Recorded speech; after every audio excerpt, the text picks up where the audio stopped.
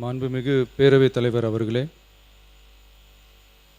நமது அரசால் பெண்கள் பயன்பெறும் வகையில் அவர்களின் முன்னேற்றத்திற்காகவும் பாதுகாப்பிற்காகவும் பல்வேறு திட்டங்கள் தீட்டப்பட்டு இதுவரை சிங்கப்பெண் சிறப்பு அதிரடிப்படை திட்டம், தாய்மாமன் தங்கமோதிர திட்டம், வெற்றி மகளிர் ஆடுகள் வளர்ப்பு திட்டம், அண்ணனின் சீர்திட்டம் போன்ற திட்டங்கள் அறிவிக்கப்பட்டு அதற்கான நிதி ஒதுக்கீடும் செய்யப்பட்டு நடைமுறைப்படுத்த நடவடிக்கைகள் மேற்கொள்ளப்பட்டு வருகிறது. மேலும் நமது அரசு மக்களின் வாழ்வாதார முன்னேற்றத்தினை முதன்மை நோக்கமாக கொண்டு வெற்றி தொலைநோக்கு திட்ட ஆவணத்தினை வெற்றி விஷன் டாக்குமெண்ட் வெளியிட்டுள்ளது.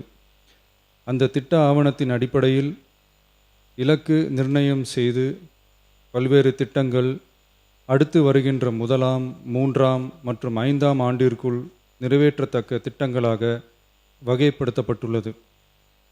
சிறப்பினமாக பெண்கள் பயன்பெறும் வகையில் பல்வேறு திட்டங்களுக்கு செயல் வடிவம் கொடுத்து இவ்வரசு நிறைவேற்றும். கடந்த 4 மாதங்களாக வளைகுடா பகுதியில் நிலவி வரும் போர் சூழல் காரணமாக எரிவாயு சிலிண்டர் கிடைப்பதில் தட்டுப்பாடு நிலவி வருகின்றது. இதனால் மாற்று எரிபொருளை பயன்படுத்தி வருவதாலும் எரிவாயு சிலிண்டர் விலை உயர்வினாலும் பொதுமக்கள் தங்களது வருவாயிலிருந்து கூடுதலான தொகையினை செலவிட்டு இன்னலுக்கு ஆளாகி வருகின்றனர். இதனை கருத்தில் கொண்டு நிதி நெருக்கடியான சூழலிலும் பொதுமக்களின் நிதிச்சுமையினை குறைக்கும் வகையிலும் பொதுமக்களின் நலனை பாதுகாக்கவும் மக்களுக்கு அளித்த வாக்குறுதியை நிறைவேற்றும் நோக்கிலும் எரிவாயு சிலிண்டருக்காக செலவழிக்கப்பட்டு வரும் தொகையினை அவர்களுக்கு வழங்க இவ்வரசு முடிவு செய்துள்ளது.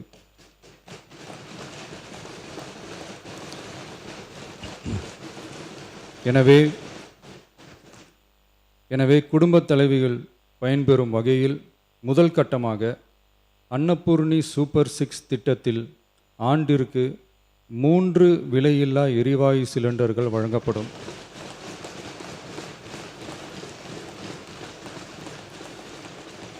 எரிவாயு சிலிண்டருக்கான விலை பயனாளிகளின் வங்கி கணக்கில் நேரடியாக வரவு வைக்கப்படும்.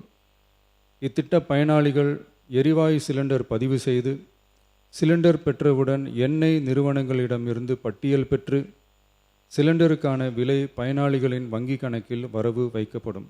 இத்திட்டத்தினால் சுமார் 1,30,16,104 குடும்பங்கள் பயனடைவார்கள்.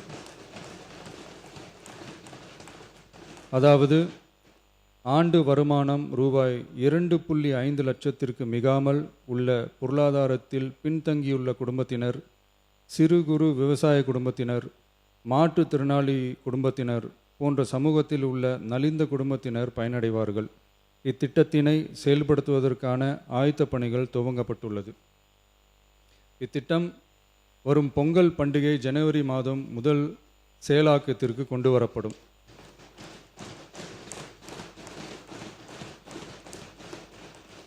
இத்திட்டத்திற்காக ஆண்டுதோறும் தோராயமாக 4000 கோடி ரூபாய் ஒதுக்கீடு செய்யப்படும் என்பதை மாண்புமிகு பேரவைத் தலைவர் வாயிலாக இந்த அவைக்கு தெரிவித்துக் கொள்ள விரும்புகிறேன்.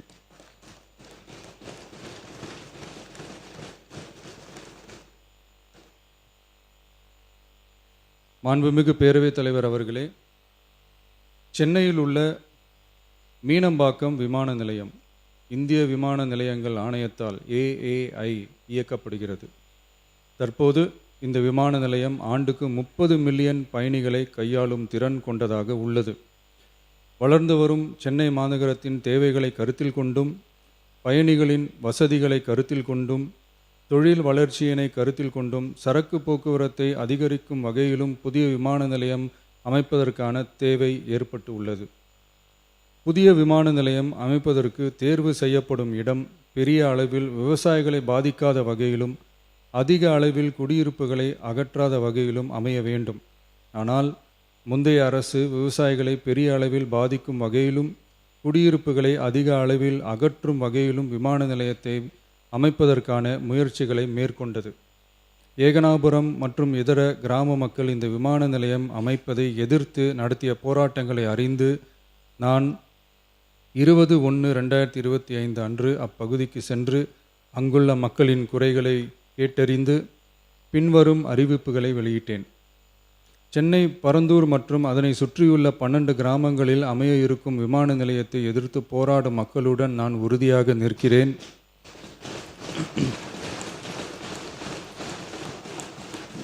நீண்ட நாட்களுக்கு மேலாக இந்த திட்டத்திற்கு எதிராக போராடி வரும் விவசாயிகளுக்கு எனது ஆதரவை தெரிவித்துக் கொள்கிறேன். விவசாயிகளே நாட்டின் முதுகெலும்பு. இந்த விவசாய நிலங்களை பாதுகாக்க இந்த மக்கள் போராடி வருகிறார்கள்.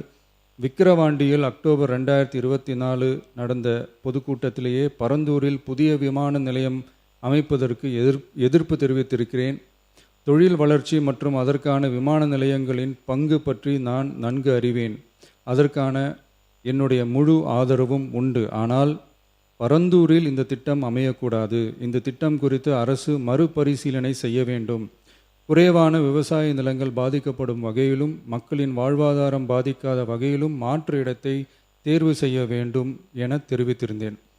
மக்கள் மத்தியிலே நான் அன்றே அறிவித்ததை நிறைவேற்றும் பொருட்டு புதிய விமான நிலையம் அமைப்பது குறித்து உயர் அதிகாரிகளிடமும் துறை வல்லுநர்களிடமும் விரிவாக ஆலோசனை நடத்தினேன்.